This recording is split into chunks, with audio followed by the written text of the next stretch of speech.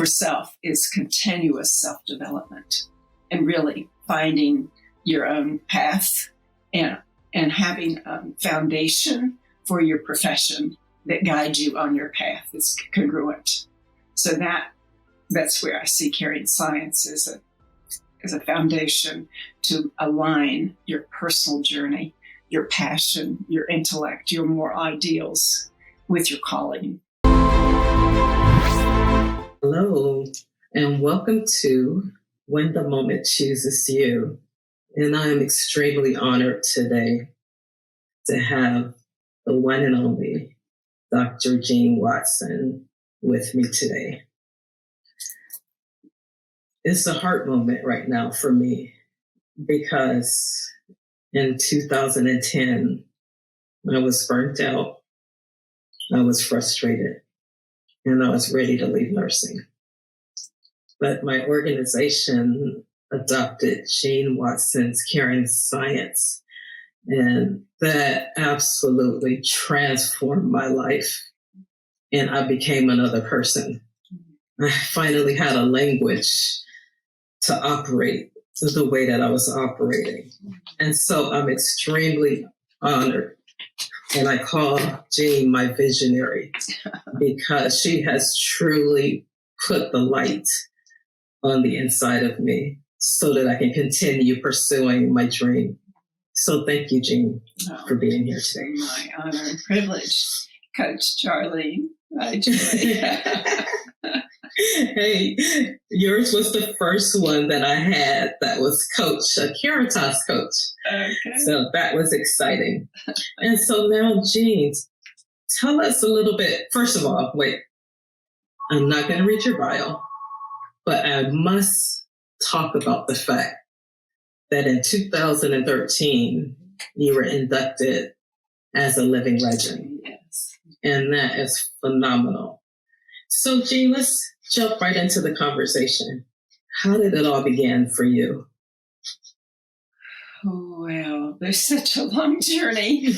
But in my nursing education, I went through a diploma program and was always felt disconnected between what I was experiencing with patients and what I was being taught, which was very procedures and tasks and what I would refer to now as kind of an absolutist paradigm, life and death, very concrete and very objective. And when I was in psychiatric nursing, I had my experience for 3 months at a state hospital. I was in Virginia, and my psychiatric nursing was in Maryland at the Spring Grove State Hospital.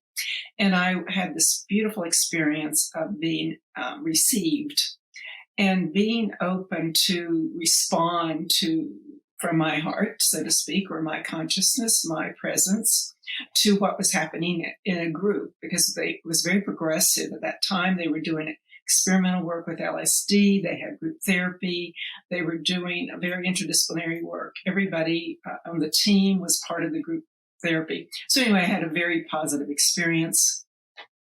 And I've told this story before that I was then exposed to the contrast between an absolutist paradigm to a more relativistic paradigm, and was really in nursing school. I had no concepts, no philosophy, no expanded invitation to think about the phenomena that we were actually experiencing every day and taking care of patients.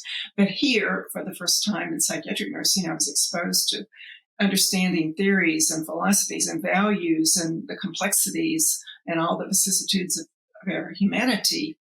And it opened up my heart to that phenomena and that contrast to give me hope for another way of really elevating nursing. And at that time, one of my instructors was getting her doctorate in nursing from either Boston College or Boston University. I can't remember now, because I think Boston College or Boston University eventually closed their nursing program. But at that time, I think they had them both ways.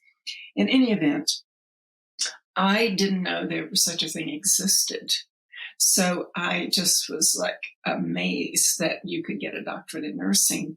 And I thought, oh, that's what's needed to elevate this profession and really elevate these phenomena that are humanity or shared humanity, and understanding of health and illness and so forth. So that put me on my path, so to speak. So once I finished nursing school, I was totally committed to getting additional education, and it just pursued until I got my PhD. And during my PhD studies, then I was exposed again to the concept of phenomenology. And that was very progressive at the time because nobody was really using that terminology. And it opened my heart, but it also gave me a language. It gave me a language of a phenomena I already understood, but I didn't have a word for it. And I think that's the secret to what's happening in nursing. We are all experiencing these amazing caring, healing experiences and these relationships with patients and these caring moments. And we're touching the soul of another person, and we never know how we're touching their life and their being and their suffering. And yet we don't have a language to capture this importance of caring. So everything is focused on all the external treatment and the physical diagnosis and the symptoms rather than the person who's experiencing it.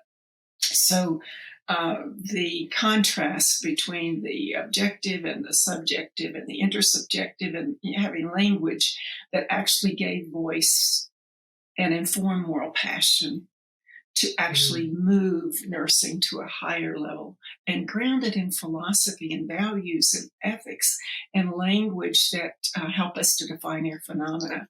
So that really was part of my journey. And then after my PhD, I joined the faculty at the University of Colorado.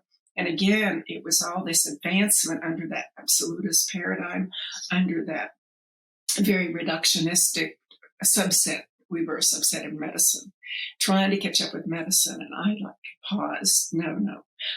Why are we here in the university? Why are we in an major academic health science center when we are not a subset of medical science? What is air science? There was no meaningful philosophical foundation to underpin the developments that were happening. So that gave me the kind of the passion, if you will, as well as the call and the drive to give voice and language. And that's when I did that first book called The Philosophy and Science of Caring for Nursing. And it never stopped because there's always more to learn. There's always more to uncover. There's always more because we're talking about humanity. There's no end to it. And it's way ahead of me. It's ahead of all of us. And so I'm trying to catch up with my own calling, so to speak, the journey that pulls us into the depths of our humanity and our relationship with this nature and our broader world today, and the planet Earth, and the Divine Mother, and the divine divinity of our being. So that too intersects with what exactly you're doing, Charlotte. Just so beautiful. Yes, and wow, that was just a lot. Now that calling that calls you into being versus doing, that has been such a game changer in my life. To be there with another human being, spirit to spirit. I have learned so much from your theory. And even, Jean, in the last 2 years, I've been implementing those principles. Caritas process number 1. Practice of loving kindness, yes. To practice loving kindness. Yes. I had some very mean, negative words spoken to me that could have wounded me. Yes. But guess what I did? I practiced loving kindness. I loved beyond humanity in that moment, in that transform that person. And so I just absolutely honor you. Now, I wanted to ask you about, has this journey been easy for you? Well, it's interesting to flash back on it. It's been a challenge, but it's also been kind of an exciting journey because I feel a little bit of mischievousness, to be able to stir things up a little bit. And I've always had this sense that I was in the system, but not of it. And that gave me kind of this inner sense of direction that wasn't oppressive in making me follow the usual path. So that helped me to kind of transcend or ride out the negativity. And even as a dean, I remember I was the only woman administrator in the entire University of Colorado 4-campus system at that time. All the deans, the chancellors, the regents, no one was, everybody was a man except for me. And I had to make a case for nursing. But what happened was, as soon as I translated nursing, especially for our president at that time, who was Arnold Weber, very brilliant, most brilliant man I've ever known. And I interpreted nursing for him as caring and healing and health. And we had a responsibility to develop knowledge and practice of caring and healing and health as much as medicine has a responsibility to develop medical science and interventions, etc. And he got it immediately. And he began to support my vision. And he would come and speak off the cuff about the importance of nursing and why, this caring was as important as curing and healing. And then eventually, of course, the system was very challenging. And even as a dean, my chancellor at that time agreed. He wanted to support me, but he didn't always agree or understand. But what I did, I went outside the system. And I got a very prominent visiting board. I mean, really, Neil Noddings from Stanford and Earl Bakken, who was head of Medtronics and started the first pacebacker. Really prominent people. Vice President of Blue Cross and Blue Shield. They were really supportive. And they supported this vision of nursing as caring and healing and health and worked with me very closely. So I was able to make a case. And plus, we were developing new programs. We developed the first Doctor of Nursing Practice program before the Doctor of Nursing Practice. It was called the ND, the Doctor of Nursing. And we was the first public university to develop that program. But we had no fund, that the state would not fund us for that program. So I went to 5 hospitals in the state, and they were partners, and then we got funding from the Full Health Trust, and that's how we launched that program. And these hospitals at that time committed to working with us to create new professional practice roles and experiment with new models of practice. So that was very revolutionary. So in some ways, I was restricted and I had challenges, but I also kind of transcended them. And I remember, and this is really interesting because I had to go through all the rigor of the interdisciplinary campus of the Health Science Center to make a case for this new proposal. And it was all approved. All the other physicians and the other departments approved this program. And it was ready to go to the Board of Regents. And I walked out of the room and ran into the chief executive officer of our own university hospital at that time. And he told me, Jean, I'm sorry. I made a decision. We're not going to be one of your sponsors for this program. Our own university hospital. It was appalling. And I said, well, how can that be? You're part of our system. You've spent millions of dollars to support medical science, but not nursing. But what happened? You talk about miracles? Yes. I had a meeting, and an hour later, at a local hospital, community hospital, to experiment and explain to them this new clinical teaching practice model that we'd created between faculty and clinical nurses. And the chief executive officer was in the meeting. And I thought, well, that's kind of strange. But anyway, I went through the whole thing about what we were creating, these new practice models with faculty and students and clinical nurses. And he stopped me and he says, Jean, I'm sorry, but I just didn't want to know about the ND program. We would like to be one of your sponsors. And he said, I have to go to another meeting. Tell me how much it costs, and that's all I need to know because we want to be one of your partners. I was fainted. So I went back to my office, and that was the day. So you had to white out and change one of the sponsors and put it in this hospital instead of our university hospital. And of course, I had prominent administrators, vice chancellors in the system tell me, said, Jean, there's no way in hell, you're going to get this program. Why don't you give it up? And I said, well, I don't know that's the case. Faculty voted on this. This is their future. Where should we be in the year 2000? This was that era in the 80s.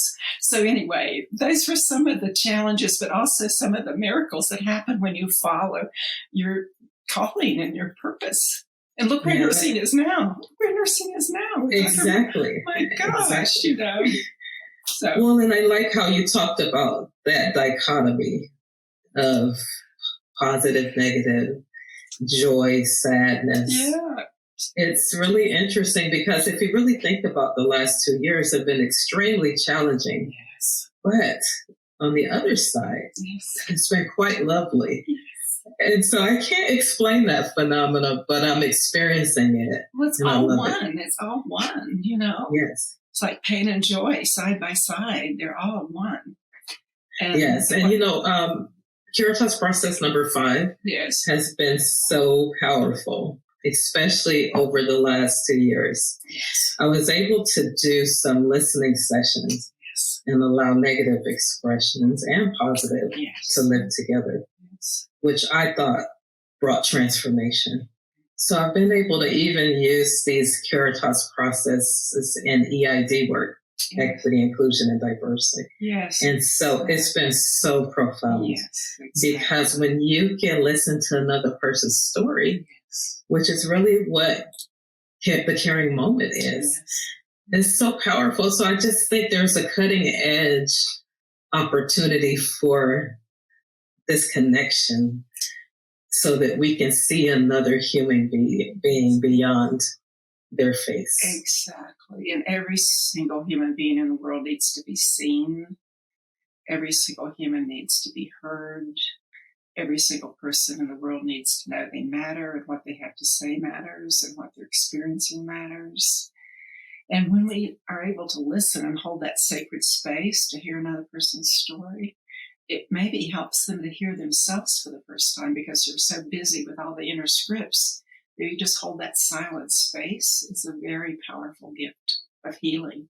And also it's a reminder that their story could be our story. Yes. Everyone is connected to everybody else. So one person's level of humanity reflects on the other. So if we are pushing down another person, we're also pushing down ourselves. It's that mutuality of oneness that is really a healing gift for all of us. Well, so I have a question about the last few years, since I keep referring to it. I know a lot of my colleagues, a lot of my nurses are at the breaking point. And I'm just wondering, is there anything that you can help us and encourage us with? Well, we're at a crossroads. We're at a really critical crossroads. You know, it takes about 100 years for a profession to mature and come of age as a distinct discipline in its own right. And we're at that critical turning point. We're either going to be very good technicians and conform to the dominant system that's going to change because humanity's changing, or we're going to be mature practitioners of care and healing and health. And we're at that cutting edge. And right now, for hospitals that are actually creating space for nurses to advance their care and healing and health practices, there's the ones that are able to retain nurses, allow nurses to practice their own profession, and allow them to have career options to advance, gives them purpose and meaning when they have a theory, a philosophy, a value system that affirms them and confirms why they're even there. Those are the systems that are going to keep nurses. Those that are not, the nurses are leaving. And maybe they need to leave. We need to leave because it's like a disruptive time. And when you have this disruption, you have to have something new creating. But the history of not just these last 2 years, but the history of hospitals and nursing has been really to fix it up by externally or scripting or doing these kind of false, inauthentic practices without any consciousness of how it's affecting the people in the system. But the change has to come from the human spirit, of the creativity of the humans in the system. And we have to invite them in with purpose and meaning and a structure of such as a theory or explicit value system or language that help them define and actualize their phenomena that they've been practicing on the side, on ad hoc. all these years. And now suddenly they have to have permission to actually advance that, because we have to have the balance of caring and healing and health as a dialectic with medical science and intervention. So the systems have all been oriented toward these technical medicalization of our institutions. Now we have to bring the humans back in and humanize it. But we can't do it by just kind of giving false, sugarcoating it. Yes. It has to be an authentic change that invites the people for their own change. And that's where the theory, like you say, you went through this yourself.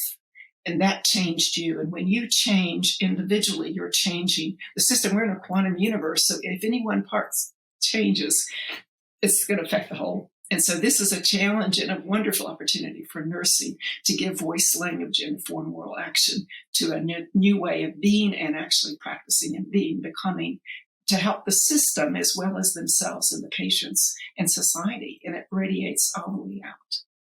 Yeah, it reminds me of something that you said in one of your books about really we educate, we research who we are. Yes. And so as a caregiver, it's critical for me to do the work, the spiritual work, the personal work.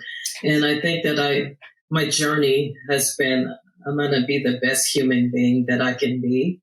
And so when Caring Science came in, it gave me the language, the practices to be able to execute while I'm at work. And so it's been so fulfilling, because when you can touch a life and it transform a moment, oh my God, it's amazing. The miracle story that happened when I kind of awakened. I remember that. The little boy is 10. Oh my goodness. And he's doing phenomenal. Oh. And so that family still keeps in touch, even though I don't really keep in touch as much. Yes. It's beautiful to transform our heart. Absolutely. And to actually believe enough, like just this one part with this miracle story. I don't think that I would have done what I did if I didn't know Caritas Process 10 to be open for miracles. And so I really believe if we can get this more integrated into our systems, really integrate it, really put the money toward it to get the nurses what they need, then we will save our profession. Absolutely.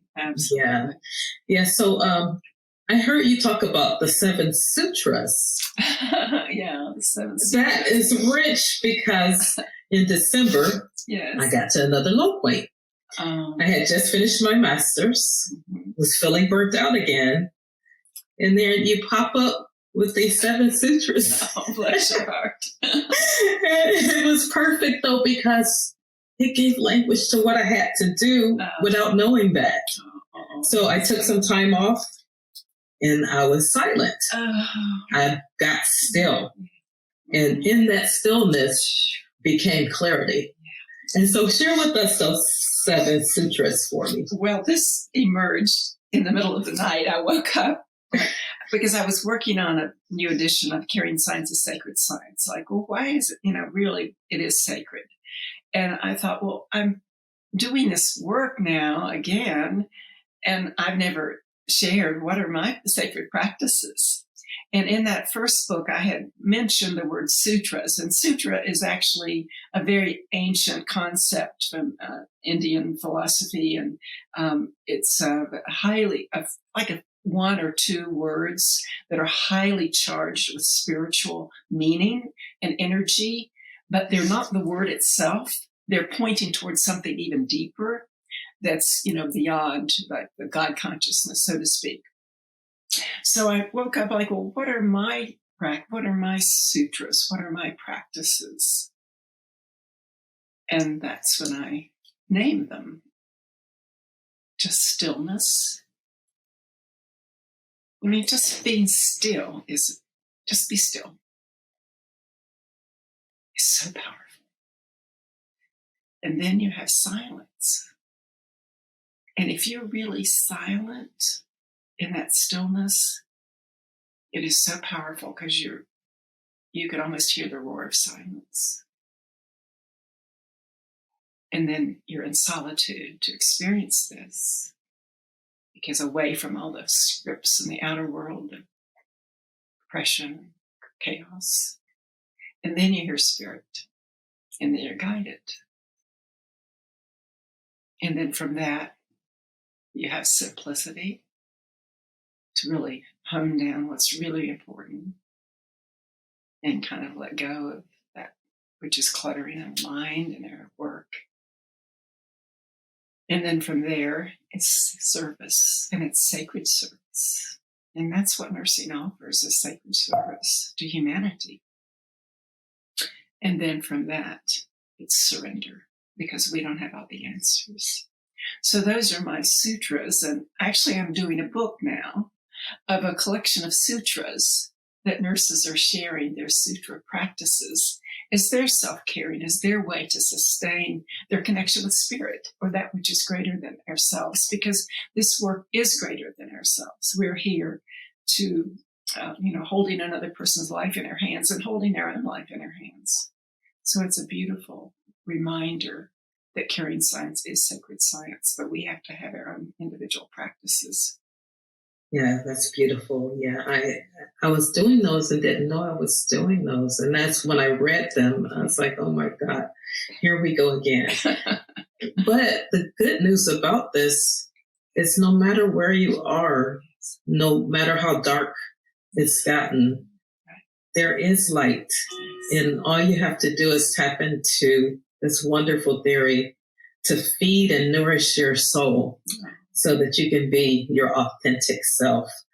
And so with that being said, for our last thing, I always ask, what would Jean's top 3 pearls of wisdom be for maybe a person and then an organization?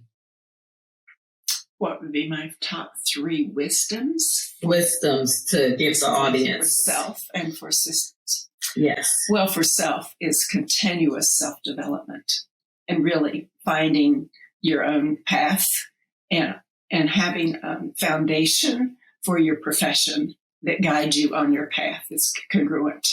So that's where I see caring science as a foundation to align your personal journey, your passion, your intellect, your moral ideals with your calling. And actually, then that directly affects the system. And the system, therefore, if you're able to give voice and language and articulate what it is that we have to do and why we're there, shifting from this doing to this relational way of being and relation with self and others, and changing that system from inside out. That's the wisdom for the system, is to create an institutional framework where nurses can practice nursing. And that means a total transformation of self and system from the inside out. And that it's a metaphor for self, transforming self from inside out. It's not coming from the outside. You can fix up all the stuff you want, but it has to be a personal journey. And then the system has to go through its self and system transformation from within, using the creativity, the intellectual, the moral ideas of why we even exist. Why are we here? Why does the hospital exist? And it's also a reminder that we have to wake up. We cannot continue to survive as humans or a planet in the path that we have taken with this dominant separatist worldview that we have been working under. And it's also a post-hospital era. So wake up, hospitals. And maybe this pandemic has been a reminder that people are going to go outside of the hospital, whether they're nurses or whether they're patients. So something else has to happen, totally transformation of healthcare system, because we do not have a healthcare system to be truthful about in our culture, in our country. We need universal health coverage. That's a clear. Wow. Yeah, well, thank you so much. One other thing, I remember seeing you, Linda Ackerman, Jim D'Alfonso, all of the wonderful doctors at our last Caritas Consortium that we did in person. Yes. And I was listening. And at the time, I had no desire to go back to school to get my master's. And when I saw all of you guys up there, I was like, oh my God, this is amazing. And it just like burned up inside of me. And I was like, you know what? I'm doing it. I'm going back. So thank you again for that. We have so many heart moments. Even though I'm not with you, I'm constantly just doing the work. When you commissioned us to go, Jean, as Caritas coaches, yes, my life has never been the same. I've been the light in institutional darkness. You have indeed. So thank you. God bless you. Thank you for you. God bless. Love you. Okay. Any way that the people outside can get in touch with you? If any physicians or assistants see you? You can reach me at Jean, Jan, at watsoncarryingscience.org, or you can go to my website, which is watsoncarryingscience.org, and find a lot of programs and options, and I can be invited individually, as well as we have programs through the Institute to serve and help people. So great. My pleasure. Okay. And as you say, namaste. Namaste. God bless. Okay. You take loving care.